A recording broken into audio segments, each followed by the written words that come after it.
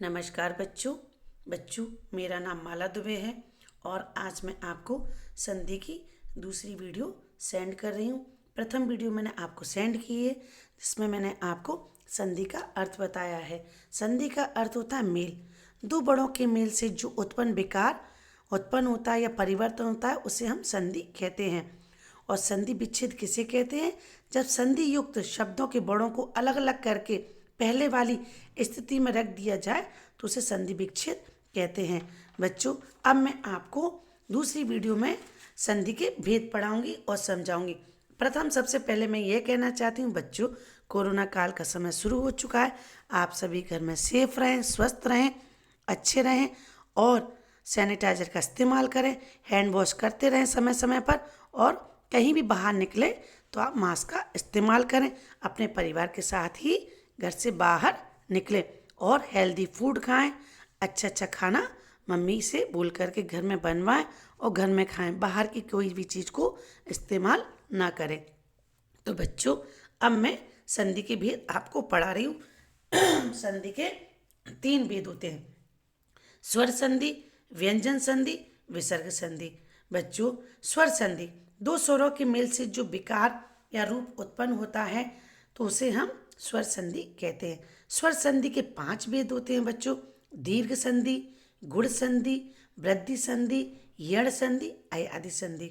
बच्चों, वैसे 3 भेद हैं संधि के, लेकिन स्वर संधि में इसके 5 भेद हैं। तो दीर्घ संधि, दीर्घ संधि किसे कहते हैं? यदि दो स्वर्ण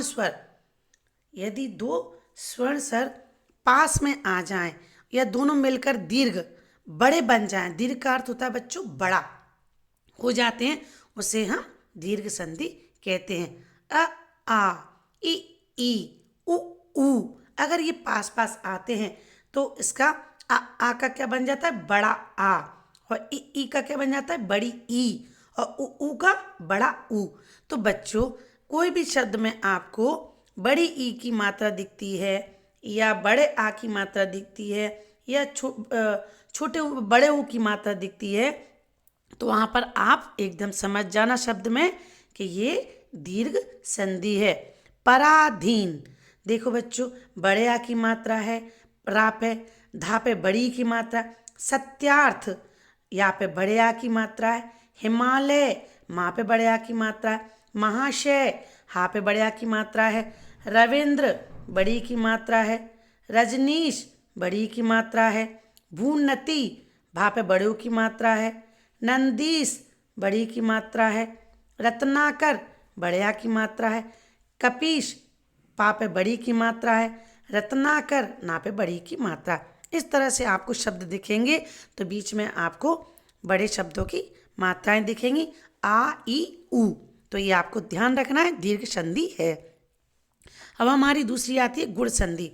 गुण संधि में बच्चों, आ या आ के साथ ई या ई के मेल से आ और बड़ा आ के साथ ई या ई के मेल से ए, ऊ या ऊ के मेल से ओ और आ और री ऋषि के मेल से अर हो जाता है, उसे हम गुण संधि कहते हैं। तो यहाँ पर हमको याद रखना है ए ओ अर। क्या रखना है बच्चों याद? ए ओ अर। कहीं पर भी आपको बीच में इन मात्राओं का प्रयोग दिखता है वहाँ पर आप गुण संधि समझ जाना कि ये गुण संधि है। नरेंद्र, देखो बच्चों यहाँ पर एक ही मात्रा का इस्तेमाल है। सुरेंद्र, आप यहाँ पे भी देखो एक ही मात्रा का इस्तेमाल है। महेंद्र, राजेश, सुरेश, लंकेश। सप्तश्री, सप्तश्री में क्या आ रहा है? अर आ रहा है, अर का इस्तेमाल हो रहा है। तो यहाँ पर सप्तश्री। देवर्श्री, परोपकार, लंकेश, वीरोचित, महोदय। तो यहाँ पर इन शब्दों में किसका इस्तेमाल हो रहा है? ए और अर का। तो ये क्या? गुण संधि है। अब बच्चों, नंबर 3 पे है वृद्धि संधि। वृद्धि का अर्थ होता है बूढ़ा, बहुत बड़ा। बच्चों, यहाँ पर आपको ये देखना है ए और आ से परे, अगर ए ओ आ से हट करके ए और ए दोनों होते हैं तो यहाँ पर क्या बन जाता है? ए। तो यहाँ पे ए से क्या बनता है? ए हो जाता है। और ओ या ओ हो तो औ हो जाता है। तो यहाँ पर आपको ये बड़ी मात्रा याद करना है कि यहाँ पर ए से ऐ और औ से औरत, आपको पता ना औ से औरत होती है, और तो यहाँ पर हमको ये मात्रा को विशेष ध्यान करना है।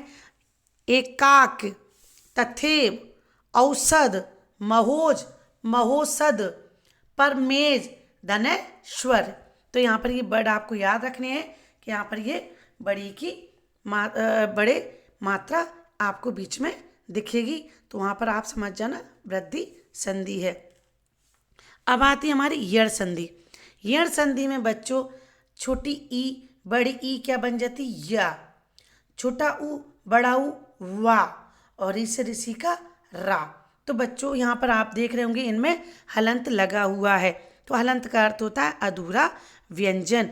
जहाँ पर भी आपको अधूरा व्यंजन दिखता है तो वहाँ पर हमारी क्या है, यण संधि। यद्यपि, इत्यादि, प्रत्येक, अत्याचार, स्वागत। तो बच्चों आपको यहाँ पर सब वर्डों में बीच बीच में अधूरे व्यंजन दिख रहे हैं, और जहाँ पर हलंत लगा है वो भी अधूरा व्यंजन है, क्योंकि उसके साथ में स्वर नहीं है। उसको हम क्या कहते हैं, उसको हम कहते हैं यण संधि। अब हमारी नंबर 5 पे आती है अयादि संधि। बच्चों अयादि संधि ऐ, ओ, औ के बाद यदि भिन्न स्वर आए तो ए का ऐ, ओ ऐ का आय, ओ का अव और ओ का आव हो जाता है। तो आपको यहाँ पर 3 वर्ड याद रखने हैं, ऐ, अव, आव। तो आपको 3 वर्ड याद रखने हैं, ये आपको इसमें बीच में मिलेंगे। शयन, नयन, उसके बाद गायक। तो देखो बच्चों यहाँ पे गायक, उसके बाद नायक।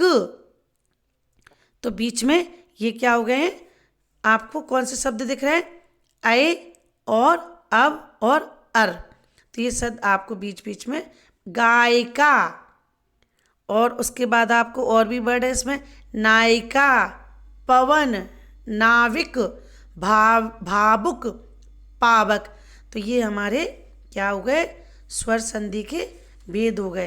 अब मैं आपको तीसरी वीडियो में आपके 2 जो भेद रह गए हैं, व्यंजन संधि और विसर्ग संधि को अच्छे से समझाऊंगी। तो आप सभी घर में रहें, स्वस्थ रहें, अपना ध्यान रखें। नमस्कार।